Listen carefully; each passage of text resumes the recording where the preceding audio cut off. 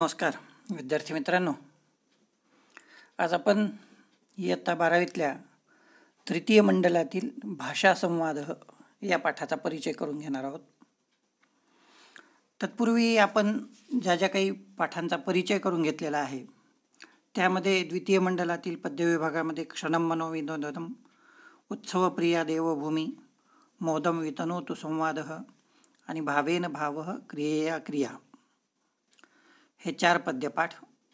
त्यानंतर तिसऱ्या मंडळातील प्रजापालनार्थम राजकर्तव्यानी हा एक गद्यपाठ आणि त्यानंतर 5व्या मंडळातील नाट्यकलशातील भीमघटोत्कचयोः आणि रामस्य कुशलवयोः च हे जे काही 2 नाट्यपद्यपाठ आहेत, नाट्य उतारे आहेत, या सर्व पाठांचे व्हिडिओ तुम्ही लक्षपूर्वक ऐकलेले आहात असं मी गृहीत धरतो. परंतु नुसतं व्हिडिओ ऐकून संस्कृत भाषा किंवा त्या पुस्तकाचं अध्ययन आपल्याला चांगल्या पद्धतीनं जमेल असं नाही. म्हणून थोडंसं घरी तुम्ही स्वयंअध्ययन करण्याचा प्रयत्न करा. हे जे काही आपण व्हिडिओ पाठ घेतलेले आहेत, उदाहरणार्थ क्षणम मनोविनोदनम असेल, मग त्या क्षणम मनोविनोदनममध्ये जे काही स्वाध्याय पाठ दिलेले आहेत, खाली माहिती किंवा प्रश्नोत्तरात्मक काही चर्चा केलेली आहे, ज्याला आपण भाषाभ्यास म्हणतो, या पूर्ण भाषाभ्यासाची चर्चा तुम्हाला करायची आहे, प्रयत्न करायचा आहे, सोडून बघायचं आहे. आणि ते सोडवलेले भाषाभ्यास तुम्ही माझ्या व्यक्तिगत व्हॉट्सअपला टाकू शकता आणि त्यामध्ये काय काय चुका आहेत त्या मी पाहून तुम्हाला ते करेक्शनही करून देऊ शकतो. परंतु थोडंसं तुम्ही ह्या सर्व गोष्टी व्यक्तिगत पातळीवर मनावर घेतल्या पाहिजेत. मध्ये मी एका पाठाचा भाषाभ्यास तुम्हाला दिलेला आहे, परंतु त्याच्याविषयी तुमच्या कोणत्याही प्रतिक्रिया मला चांगल्या अथवा वाईट दोन्ही प्रतिक्रिया कोणत्याच आलेल्या नाहीत. थोडंसं तुम्ही अभ्यास करायला शिकावं म्हणून मी भाषाभ्यास टाळतोय. परंतु जे विद्यार्थी प्रयत्न करतात, काही विद्यार्थ्यांचे मला फोन येतात किंवा काही विद्यार्थ्यांचे मेसेज येतात आणि मला आनंद वाटतो की ते विद्यार्थी घरीसुद्धा थोडंसं संस्कृत विषयाकडे लक्ष देतात. भाषाभ्यास वगैरे ह्या सगळ्या गोष्टी ह्या स्वतःच्या व्यक्तिगत उन्नतीसाठीच्या आहेत. आपल्याला त्यामुळे निमित्ताने काय होतं, पुस्तकाचा पूर्ण परिचय होतो. प्रश्नपत्रिकेचं स्वरूप तुम्हाला नंतर यथावकाश बोर्डाने सांगितल्यानंतर कळेलच, परंतु भाषाभ्यास केल्यानंतर त्या पाठाचा भाव, त्या पाठाचं व्यक्तिगत पातळीवरचं आकलन हे चांगल्या पद्धतीनं होऊ शकते. ह्या सर्व गोष्टी तुम्ही लक्षात ठेवायच्या आहेत आणि म्हणून थोडंसं आता प्रत्येक पाठावर तुम्ही भाषाभ्यास सोडवायला शिकत जा आणि जमल्यास मला व्यक्तिगतवर टाकायला काहीही अडचण नाही आणि विचारायलाही अडचण नाही. काही अडचणी असतील तर या. आता आपल्या नवीन पाठाकडे आपण आज पाठाचा जो परिचय करून घेणार आहोत त्या पाठाचं नाव आहे भाषा संवाद. भाषा संवाद, संवादिक वद धातू, चांगल्या बोलणे, संवाद. काय आहे भाषा संवाद? त्या पाठाविषयीची आपल्याला थोडीशी माहिती पाहायची असेल तर या पाठाची भूमिका, ज्याला आपण प्रस्तावना म्हणतो, अशा या भूमिकेकडे या पुस्तकामध्ये, पाठ्यपुस्तकात तुमच्या पान क्रमांक 39वर हा भाषा संवाद पाठ तुम्हाला पाहायला भेटणार आहे. पहा, लक्ष द्या. भूमिका आपण पाहत आहोत. शब्दव्युत्पत्तीशास्त्रमिति संस्कृतभाषायाः विशेषः. शब्दांचं व्युत्पत्तीशास्त्र हेच संस्कृत भाषेचं विशेष आहे. व्युत्पत्ती म्हणजे काय? शब्द निर्माण कसा झाला, शब्द तयार कसा झाला, त्याच्या मुळाशी जाणं इति व्युत्पत्ती अशा अर्थाने. शब्दव्युत्पत्तीशास्त्रमिति संस्कृतभाषायाः विशेषः. शब्दव्युत्पत्तीशास्त्र हे संस्कृत भाषेचं विशेष आहे. यास्क मुनीना रचितं निरुक्तं व्युत्पत्तीशास्त्रविषयकः आद्य ग्रंथः. यास्क नावाच्या मुनींनी रचलेला निरुक्त हा व्युत्पत्तीशास्त्रविषयक असा पहिला ग्रंथ होय. आता यामध्ये निरुक्तम असा शब्द आलेला आहे. हे निरुक्त म्हणजे काय हे आपल्याला थोडंसं परिचय होणं गरजेचं आहे. एका प्रसिद्ध अशा सुभाषितामध्ये निरुक्ताविषयी म्हटलेलं आहे सुभाषितकारांनी. निरुक्तम श्रोत्रमुच्यते असं निरुक्ताविषयीचं कथन केलेलं आहे. हे काय आहे निरुक्त म्हणजे? वेदवाङ्मयाचा जे काही 6 अंग ज्याला आपण म्हणतो, इति वेदांग ज्याला म्हणतो, त्याच्यातलं एक वेदांग म्हणजे हे निरुक्त होय. एकूण 6 वेदांग जी आहेत ती आपल्याला 11वीत पाहिलेली आहेत, आपण त्याचा परिचय करून घेतलेला आहे. शिक्षा, कल्प, निरुक्त, व्याकरण, छंद आणि ज्योतिष असे हे वेदांग आहेत. आणि त्याच्यापैकी निरुक्त हे एक शास्त्र किंवा वेदांग आपण म्हणतो. काय आहे निरुक्त शास्त्र म्हणजे काय? निरुक्तम नाम व्युत्पत्तीशास्त्रम. निरुक्त म्हणजेच व्युत्पत्तीशास्त्र होय. तद यास्काचार्येन विरचितम. आणि ते यास्क मुनींनी किंवा यास्काचार्यांनी रचलेलं आहे. वैदिक शब्दानां व्युत्पत्त्याः यदा अवगम्यन्ते तदा तेषामर्थः सुलभतया ज्ञायते. वैदिक शब्दांची व्युत्पत्ती जेव्हा आपल्याला लक्षात येते तेव्हा खऱ्या अर्थाने त्याचा अर्थ सहजतेने आपल्याला लक्षात येतो. वैदिक शब्दानां संग्रह निघंटु इति नाम्नी शब्दकोशे वर्तते. या वैदिक शब्दांचा संग्रह जो आहे तो निघंटु या शब्दकोशामध्ये आहे. आणि तेषां शब्दानां स्पष्टीकरणं निरुक्त ग्रंथे प्राप्यते. आणि त्या शब्दांचं स्पष्टीकरण म्हणजेच यास्क मुनींनी लिहिलेल्या निरुक्त या ग्रंथामध्ये आपल्याला दिसून येते किंवा प्राप्त होते. यास्क मुनीना रचितम निरुक्तम व्युत्पत्तीशास्त्रविषयका अद्य ग्रंथः. यास्क मुनींनी रचलेला निरुक्त हे व्युत्पत्तीशास्त्रविषयक असा पहिला ग्रंथ होय. तस्य आधारेण शब्दमूलानां अन्वेषणं रोचकम. आणि याच्या आधाराने, या निरुक्ताच्या आधाराने शब्दांच्या मुळाशी जाऊन त्याचा शोध घेणं हे अतिशय रोचक असं समजण्यात येतं. नैकासु भारतीय भाषासु संस्कृतमिति समानसूत्रम तथैव बहवः शब्दाः संस्कृतोद्भवः संस्कृतसमावाः इति सन्ति. अनेक भारतीय भाषा ज्या आहेत त्या सर्व भारतीय भाषांचं संस्कृत हे काय समान सूत्र असं या अर्थाने आहे. तथैव त्याचबरोबर बहवः शब्दाः संस्कृतोद्भवाः वा संस्कृतसमाः सन्ति. अनेक शब्द हे प्रत्येक भाषेतले हे एकतर संस्कृतोद्भव आहेत किंवा संस्कृतसम आहेत अशा पद्धतीने आहेत. अतः संस्कृतसहाय्येन भारतीय भाषा समलंकृता. म्हणून संस्कृतच्या सहाय्याने, संस्कृत भाषेच्या सहाय्याने ज्या काही इतर सगळ्या भारतीय भाषा आहेत त्या सजलेल्या आहेत, अलंकृत झालेल्या आहेत. शब्दानां मूलार्थ प्रतिपादनम एव भाषानां वैभवम इति दर्शितम अस्मिन् पाठे. या पाठामध्ये काय सांगण्याचा प्रयत्न केलेला आहे, काय दाखवण्याचा प्रयत्न केलेला आहे? शब्दानां मूलार्थ प्रतिपादनम. शब्दांचा मूळ अर्थ प्रतिपादन करणे. एव हेच भाषानां वैभवम. हेच खऱ्या अर्थाने भाषेचं वैभव आहे.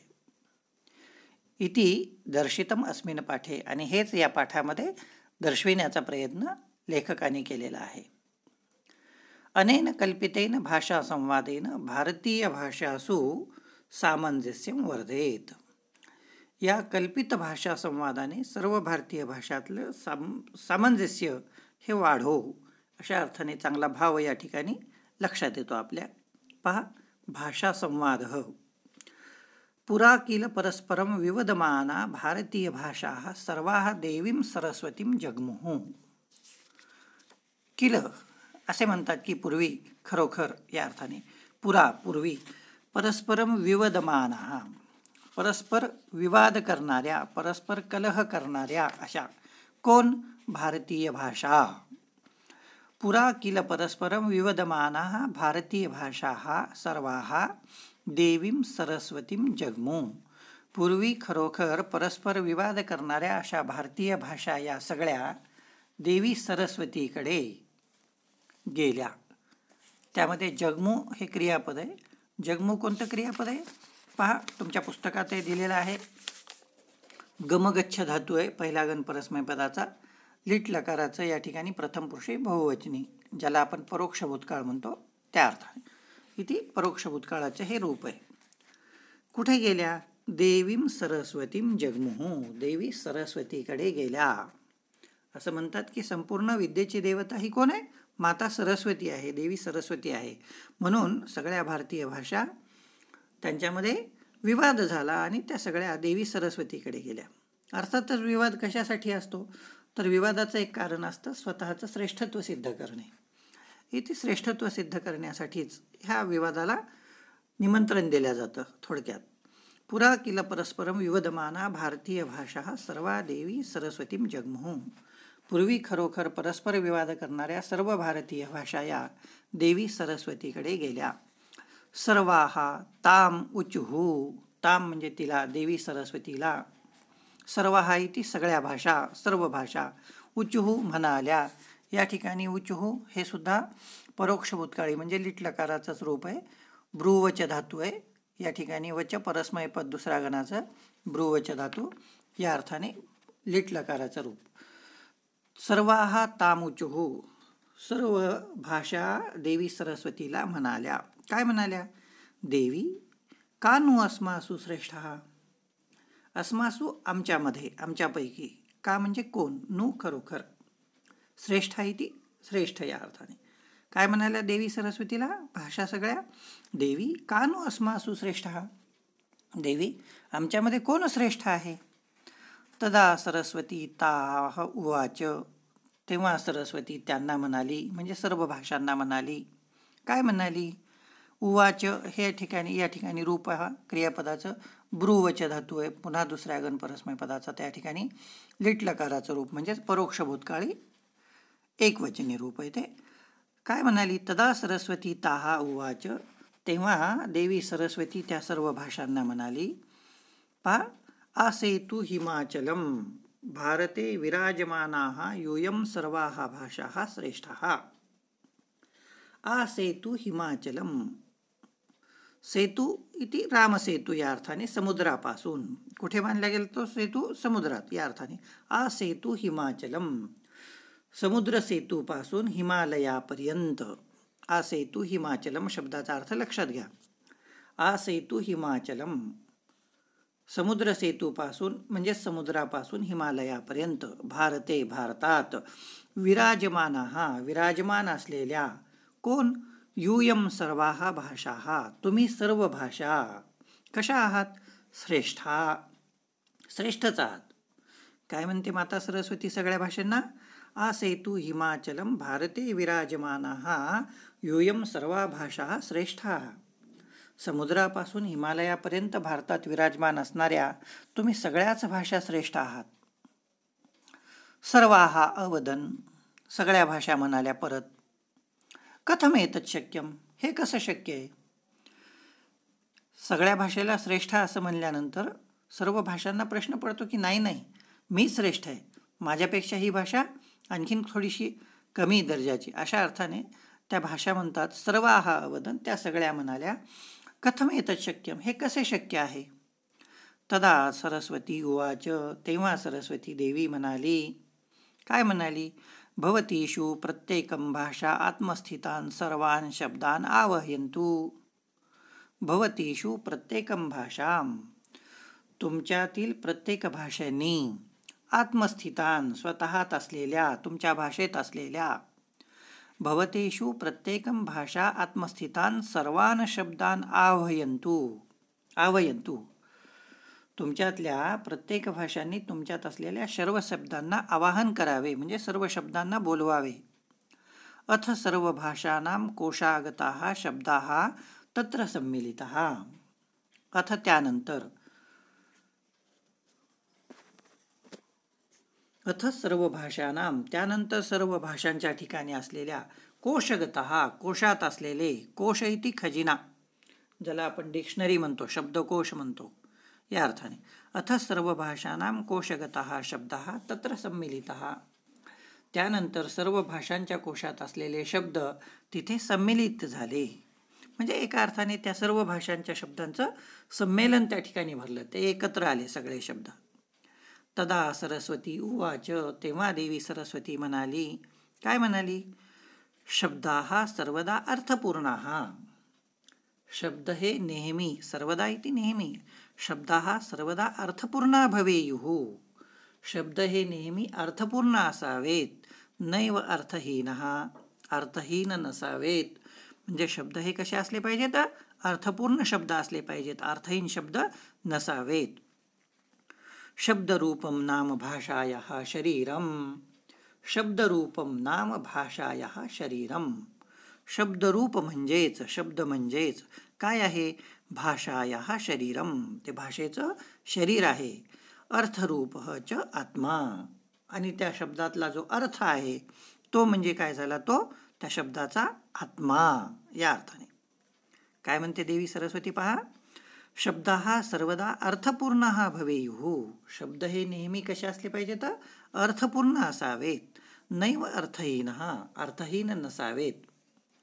शब्दरूपम नाम शब्दायाः शरीरम. शब्द म्हणजेच हे भाषेचं शरीर आहे. भाषायाः शरीरम. शब्दरूपम नाम भाषायाः शरीरम.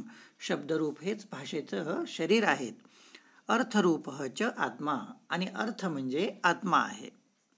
यथा यत्र मनः रमते स रामः. या ठिकाणी देवी सरस्वतीने उदाहरण म्हणून सांगितलं. या ठिकाणी यथा, जसे की, यत्र जिथे काय आहे?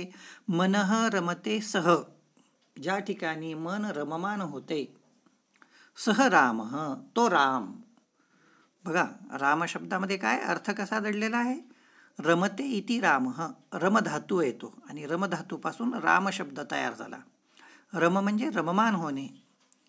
यथा यत्र मनः रमते सह रामः, जसे जेथे मन रमते तो राम. यः अबोधत स बुद्धः, जो जाणून घेतलेला आहे, जो जागरूक करतो सर्वांना, तो बुद्ध.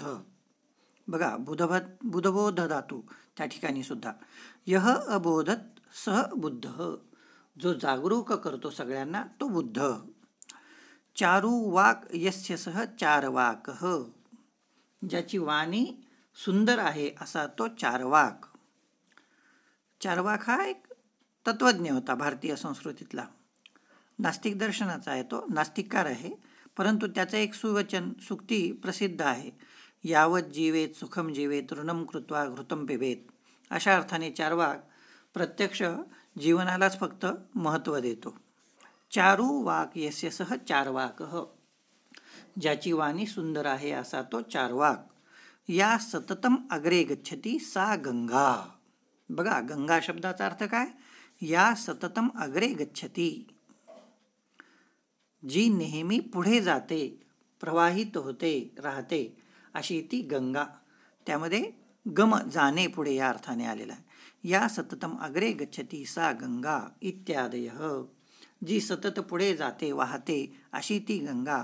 अशा प्रकारे अर्थरूप शब्द याला महत्त्व असतं. अत्रांतरे, अत्रांतरे दरम्यान, संस्कृत भाषायाम अमरकोशादयः नैके कोशाः अपि तत्र सम्मिलिताः. आणि दरम्यानच्या काळात संस्कृत भाषेतील अमरकोश इत्यादी अनेक असे कोश सुद्धा तिथे सम्मिलित झाले. म्हणजे सर्व भाषांमधले कोशातले शब्द जसे आले तसे संस्कृत भाषेतला अमरकोश जो आहे त्या अमरकोशातले शब्द आणि इतर कोशामधले शब्दसुद्धा तिथे सम्मिलित झाले, म्हणजे तिथे एकत्र आले. धन्यवाद. बाकीचा भाग आपण पुढच्या पिरियडमध्ये पाहू.